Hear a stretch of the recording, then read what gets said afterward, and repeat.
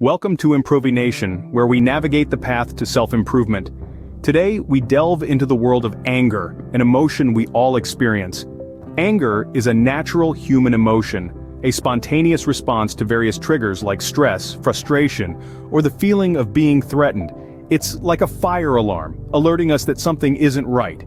But what exactly happens when we get angry? Physically, our heart rate increases, our muscles tense up, and we may feel a rush of adrenaline. Emotionally, we might feel a strong desire to lash out, to defend ourselves, or to assert our rights. It's as if a red mist descends, clouding our judgment and narrowing our focus. Short-term, these angry responses can lead to outbursts of anger, aggressive behavior, and impulsive decisions. Imagine a pressure cooker that's been left on the heat for too long. Eventually, it's going to blow its top. That's what happens when our anger gets the better of us. We might say things we don't mean or act in ways we later regret. Long-term, uncontrolled anger can have even more serious implications. It can damage our relationships, leading to a cycle of resentment and retaliation. It can cause chronic stress, putting us at risk of various health issues, from high blood pressure to heart disease. And it can leave us feeling drained, unhappy, and unfulfilled. As we can see, while anger is a natural emotion, it can have serious consequences if not managed properly. It's like a fire. If controlled, it can provide warmth and light. But if left unchecked, it can cause devastation. The key is to learn how to manage our anger, to extinguish the flames before they get out of control. And that's what we'll be exploring in the next part of this video. Why is it important to regulate our emotions? Let's explore. Emotional regulation holds immense benefits for our overall well-being. One of the most crucial advantages is improved mental and physical health. By managing our emotions effectively, we can reduce stress, anxiety, and even the risk of developing certain health conditions. Emotional regulation also strengthens our interpersonal relationships. It allows us to communicate more effectively, understand others' feelings, and respond appropriately. This can lead to more meaningful and fulfilling relationships with those around us. Moreover, emotional regulation increases our ability to achieve our goals. When we learn to control our emotions, we can focus better, make more rational decisions, and work towards our objectives without letting our emotions cloud our judgment. Now, let's draw a connection between emotional regulation and happiness. People who can control their anger are generally happier and more satisfied with their lives. They are less likely to be consumed by negative emotions and more likely to focus on the positive aspects of their lives. Emotional regulation also plays a key role in building resilience. It helps us cope with stress, bounce back from adversity, and navigate the ups and downs of life with grace and composure. So to sum it up, understanding and controlling our emotions isn't just about keeping our anger in check. It's about leading a happier, healthier life. It's about strengthening our relationships, achieving our goals, and building resilience. Understanding and controlling our emotions is a key to leading a happier, healthier life. Now that we understand the importance of emotional regulation, let's discover some techniques to extinguish anger. These techniques can be grouped into three main categories: relaxation, cognitive, and behavioral techniques. Firstly, let's discuss relaxation techniques. These approaches focus on calming the body and mind, reducing the physical symptoms of anger. Deep breathing exercises are an excellent starting point.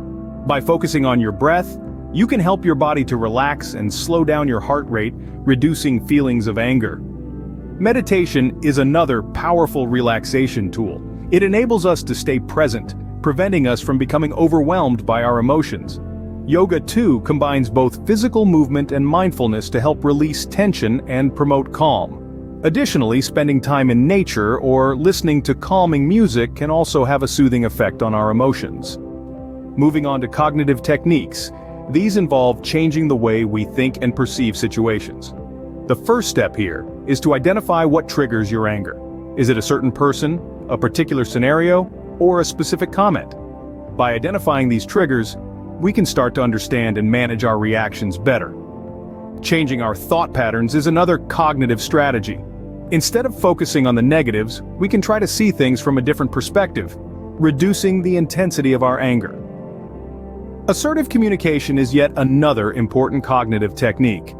By expressing our feelings and needs clearly and respectfully, we can prevent misunderstandings and conflicts that could lead to anger. And let's not forget the power of empathic listening. Understanding and acknowledging others' feelings can help to prevent anger from escalating. Lastly, we have behavioral techniques. These involve changing our actions in response to anger. Practicing self-compassion is one such technique. When we're angry, we often direct negative thoughts towards ourselves. But by being kind to ourselves, acknowledging that it's okay to feel angry and that we're not alone in these feelings, we can reduce our anger. Mindfulness is another behavioral technique. By staying present and aware of our feelings without judgment, we can prevent ourselves from reacting impulsively to our anger. And finally, learning timeout and de-escalation techniques can also be beneficial. Taking a break when we're feeling angry can give us time to cool down and think more clearly, while de-escalation techniques can help to prevent an angry situation from getting worse. Practicing these techniques can help us to better control our anger and ultimately improve our overall well-being. Remember, it's not about never feeling angry, but about managing our anger in a healthier and more constructive way. So let's start practicing these techniques today and take a step towards finding peace within ourselves. Regulating anger is an ongoing process that requires patience and practice. Let's explore how we can find peace through this process. It's not about suppressing our emotions or avoiding conflict, but rather developing a healthy relationship with our feelings, one where we can express ourselves without causing harm to ourselves or others. As we begin this journey, it's crucial to extend patience and self-compassion. Remember that change doesn't happen overnight. It's a gradual process, and it's perfectly okay to experience setbacks along the way. What's important is that we keep trying, keep learning, and keep growing. Finding inner peace through emotional regulation can truly be transformative. This journey can help increase our sense of control and self-efficacy, making us feel more empowered and capable, especially when dealing with challenging situations. Moreover, this journey can help us build stronger and healthier relationships. By managing our anger effectively, we can communicate more clearly and effectively, preventing misunderstandings and fostering deeper connections with those around us. And lastly, achieving inner peace through emotional regulation can significantly improve our overall quality of life.